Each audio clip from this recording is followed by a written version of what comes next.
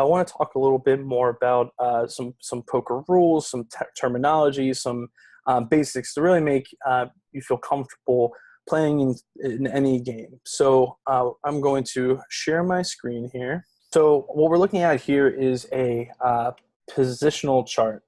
And we'll talk a little bit about kind of what's going on here and sort of the flow of the game of poker. So what you're looking at here are kind of the different seats around the table. So this is assuming these are all players, so 10 different players around the table.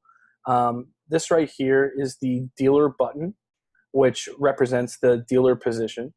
And you have a small blind and a big blind. These are forced bets, and it's always in this order. Dealer button, the immediate left of the dealer button is small blind, and the immediate left of the small blind is the big blind. That's always the case. And these blinds are called blinds. They're forced bets. So kind of, if you're familiar with the term ante, they are essentially they're essentially antes. A little bit different because not every player has to post them, just these two seats.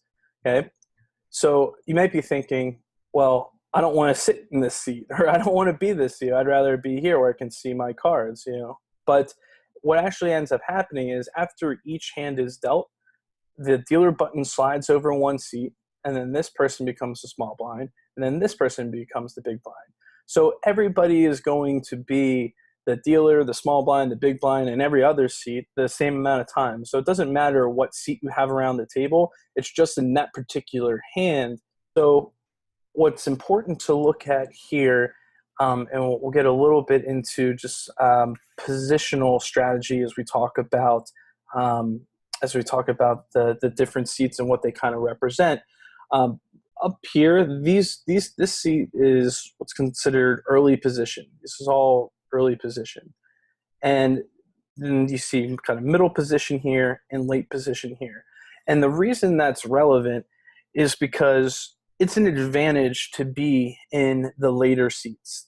The dealer position, this is the best seat at the table. It's an advantage to be in these later seats because when you're in late position, you get to see what other people do before you have to act.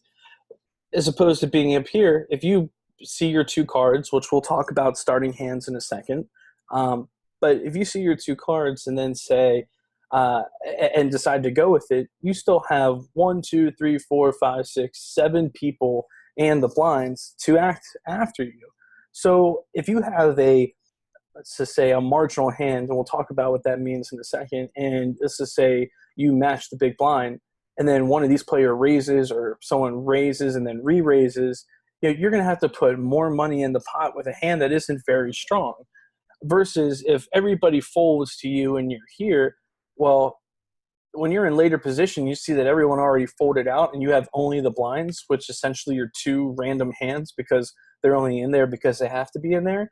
You can open up your range of hands that you can play, playing a little looser, and versus playing a little tighter, less hands up here under the gun and even in middle position. Again, and it does depend how many players are in the game and how many players exactly are acting after you, and also what type of player they are, which we'll get into as well. But all these other kind of factors come into play. But in general, it's pretty safe to say you want to play tighter up front, again, less hands, starting hands, and you can play a little looser here because you already have a lot more information because you get to see what other people do. Plus the fact that although we're talking really pre-flop here, pre-flop meaning before any community cards coming across the middle of the board, also after the flop, we are going to be acting after our opponents as well when we're in later position.